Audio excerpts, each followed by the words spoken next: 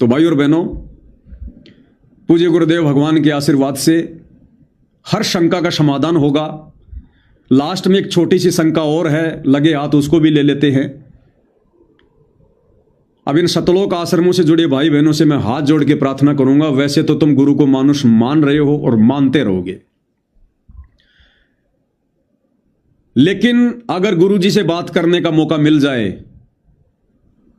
तो आश्रम से जुड़े भाई बहनों से प्रार्थना है, जो गलतियां तुम भाई बहनों ने सन 2022 में सात संगति से हटकर और वीडियो कॉल पर धनाना आश्रम में या सोजत आश्रम में गुरुजी से जो सवाल जवाब किए थे मुझ पवन दास के बारे में, सात संगति के बारे में, जिक्र मत कर देना।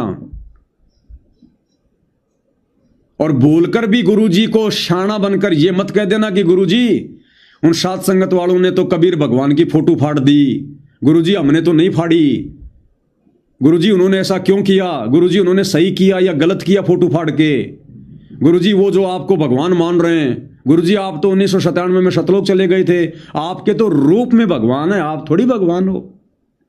ये लोग आपको भोग लगा रहे हैं गुरुजी, आपको जिंदे जी मार दिया इन्होंने, भोग तो मरने की बात लगता है।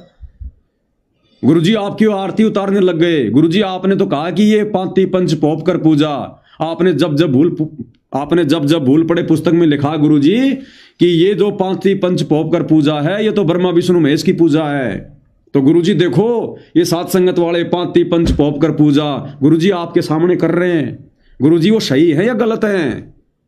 गुरु के सन्मुख वचन न कहिए, जो शिष्य रहने गहनी सुख लइए, भूल के भी जिक्र मत कर देना। अगर जिक्र किया तो गुरु का जवाब पहले सुन लो। गुरु उवावाई नहीं बकेगा, गुरु ज्ञान आधार से जो ज्ञान गुरु ने दिया उसी से समझाएगा। लेकिन तुम फैल हो जाओगे, तुम भगत की पदवी से नीचे गिर जाओगे। आज सात संगत वालों की, आश्रम वालों की, हालांकि हम तो ये लड़ाई ज्ञान आधार से लड़ रहे हैं, लेकिन ये लोग अज्ञान आधार से लड़ रहे हैं। और हमारी लड़ाई है किस बात को लेकर? इसी बात को लेकर कि हम सात संगत वाले गुरुजी को भगवान मानते हैं, ये गुरुजी को मानुष मानते हैं। हम कहते भैया गुरुजी के अलावा किसी का जयकारा नहीं लगाएंगे, किसी को दंडोत नहीं करेंगे। ये कहते हम तो पांचों के पांचों को दंडोत करेंगे, सबका जयकारा लगाएंगे। हम कह रहे हैं गुरुजी को भोग लगाएंगे, आरती उतारेंगे। ये कहते हम नहीं करेंगे, हम तो दाढ़ी मूछ वाले की करेंगे, हमारा भगवान वो है। इसी बात को लेकर झगड़ा है ना। 650 साल पहले जब परमात्मा मगर से सह शरीर सतलोक जाने की तैयारी में थे तो संगत दो भागों में बट गई थी। एक भाग वीर सिंह बघेल के पीछे, दूसरा भाग बिजली खान पठान के पीछे, और दोनों भाग आपस में लड़ने मरने को तैयार थे। कारण क्या था? वही परमात्मा को लेकर। मुसलमान कह रहे थे कि हम अपने रीति रिवाज से हमारे पीर को दफनाएंगे, इन हिंदुओं के हाथ में शरीर नहीं लगने देंगे। वीर सिंह बघेल समझ रहा था कि कबीर जी के मरने के बाद हम इसके शरीर को हिंदू रीति रिवाज से आग के हवाले करेंगे, हम इन मुसलमानों के हाथ में गुरु जी का शरीर नहीं लगने देंगे। इसी बात को लेकर उस समय दोनों में झगड़ा था। और जब परमात्मा ने पूछा, रे भाई वीर सिंह बिजली खान, ये सेना किस लिए लाए हो भाई, ये जमावड़ा किस लिए कर रखा, ये हथियार किस लिए? क्योंकि वो तो बात समा के खड़े थे कि एक बार गुरु जी मर जाएं बस फिर हम देख लेंगे अपने आप। तो वो तो कुछ बोले नहीं। और बाकी जो हमारे जैसे थे मूर्ख, उन्होंने कहा कि परमात्मा ऐसी ऐसी बात है गुरुजी, आपके मरने के बाद में हम आपके शरीर को दफनाएंगे, हिंदू कह रहे थे हम जलाएंगे, इनके हाथ नहीं लगने देंगे। तो परमात्मा ने कहा, रे मूर्खो, 120 साल मेरी संगति करके तुम लोगों ने यही समझा क्या? अरे ये ज्ञान समझा क्या तुमने? आज भी तुम एक दूसरे के दुश्मन बने बैठे हो, एक दूसरे को मारने मरने के लिए तुम जो है तैयार बैठे हो। इसी बात को लेकर उस समय झगड़ा था, इसी बात को लेकर संगत में आज झगड़ा हो रहा है, इसी बात को लेकर।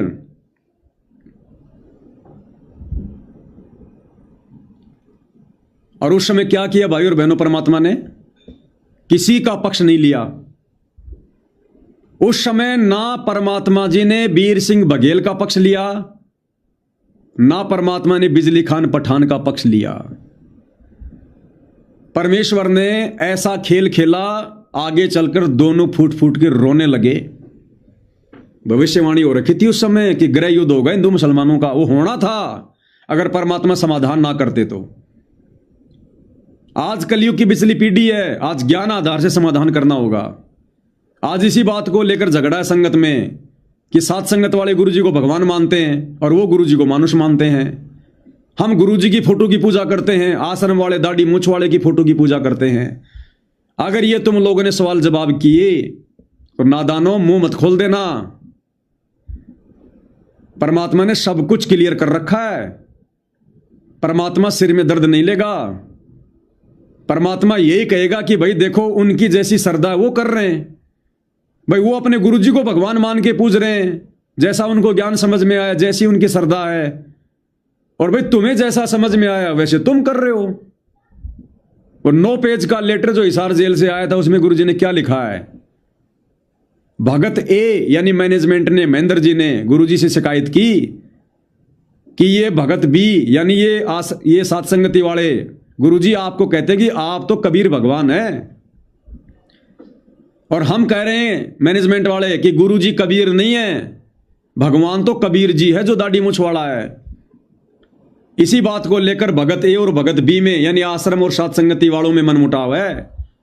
तो गुरुदेव भगवान ने उस 9 पेज के लेटर में वैसे तो बहुत सारे खुलासे किए, लेकिन गुरुदेव ने क्या कहा कि ये भगत बी की श्रद्धा को दर्शाता है, जो अपने गुरु जी को यानी संत रामपाल जी को ही कबीर जी मानते हैं। ये भगत बी यानी सात संगति वालों की श्रद्धा को दर्शाता है, और श्रद्धा के बिना भक्ति अधूरी है। गुरु को परमात्मा नहीं, गुरु को तो परमात्मा से भी बढ़कर मानना चाहिए, उस लेटर में साफ साफ लिखा है। और गुरुदेव कह रहे हैं कि ये तो भगत बी यानी सात संगत वालों की श्रद्धा है गुरु के प्रति, जो गुरु को परमात्मा मान रहे हैं। और गुरुदेव ने कहा कि उनकी श्रद्धा की मैं कदर करता हूं। 2020 में कह दिया था परमात्मा ने, जो लोग आज भी ये कह रहे हैं कि सात संगति गलत है, 2020 में ही परमात्मा ने 9 पेज का लेटर निकाल के कह दिया था कि मैं सात संगत वालों की भक्ति और श्रद्धा की मैं जो है वो कदर करता हूं, जो अपने गुरु को ही कबीर मानकर पूज रहे हैं। तो नादानो ये मूर्खता मत कर देना। ये लाल और लालड़ी की पहचान परमात्मा हमसे करवाना चाहता है। आज अपने मुख से नहीं कहेगा, आज उनका ज्ञान बोलेगा। अगर इतना ज्ञान देने के बाद भी गुरुजी अपने मुख से फैसला करेंगे तो नादानो फिर तुम भगत क्यों बने? तुमने सत्संग क्या सुने? फिर तुमने निष्कर्ष क्या निकाला? फिर वो सत्संग रूपी टॉर्च किस लिए दी है? हमें अंधेरे में रास्ता दिखाने के लिए। जो अज्ञानता का अंधेरा छाया हुआ ना, उसमें रास्ता दिखाने के लिए। कहे कबीर सोए जन मेरा, जो नीर खीर का करे निबेरा। तो गुरुजी के मुख कमल से उम्मीद मत करना कि सत्सेवक सही होंगे या मैनेजमेंट गलत होगा। ये फैसला अगर इस कलयुग की पिछली पीढ़ी में किसी ने मोक्ष प्राप्त करना है तो गुरुजी के ज्ञान आधार से तत्व ज्ञान रूपी टॉर्च की रोशनी में खुद करना पड़ेगा। बाकी गुरुजी भैया 650 साल पहले भी वीर सिंह बघेल को ना कुछ बोले ना उसको कुछ बोले, और ऐसा खेल खेल गए बस। लेकिन अब भाई और बहनों मोक्ष का समय है। अब गुरुजी का ज्ञान बोलेगा, गुरुजी के सत्संग बोलेंगे, गुरुजी की पुस्तकें बोलेंगी, ये तत्व ज्ञान बोलेगा। अब गुरु नहीं बोलेगा। गुरु बोलेगा तो वही बात है, फिर आश्रम वाले तो सरेआम है गलत। तो गुरुजी ने अगर बोलना होगा तो फिर उनकी फिर ढंग से गुरुजी ने फिर उनकी गिरश निकालनी पड़ेगी। और गुरुजी ने अपने परिवार के खिलाफ कुछ बोल दिया या आश्रम वालों को कह दिया, अगर लाखों की संगत को कह दिया कि बच्चों तुम गलत कर रहे थे। नादानो मैंने क्या नियम बताए, क्या शिक्षा बताई? मैं कभी राजनीति में गया? मैंने किसी का मकान बनाया? मैंने कभी किसी गुंडे की सीबीआई जांच करवाई? तुम्हारे से कभी मैंने वोट डलवाए? मैंने तुम्हारे से कभी रक्तदान दे दान मैंने करवाया? तुम्हारे से मैंने कोई रोड बनवाई? तुम्हारे से मैंने कोई लाइब्रेरी बनवाई, धर्मशाला बनवाई? तुम्हें मैंने किसी की जयंती में भेजा, परशुराम के धाम पर भेजा? क्या क्या जवाब दोगे? अगर इतना गुरु ने कह दिया संगत को कि बच्चों तुम तो मार खा गए, 12 साल से मर्यादाएं तोड़ रहे थे, ये संगत भक्ति छोड़ देगी।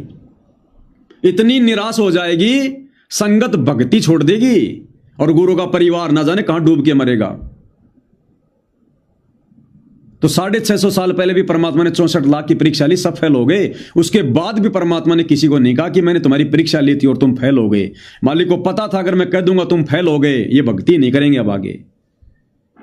तो भाई और बहनों, ये पिछली पीढ़ी है। आप परमात्मा पंचायत लेकर सर में दर्द नहीं करेगा। मालिक ने जो कहना था अपने विधान में कह दिया।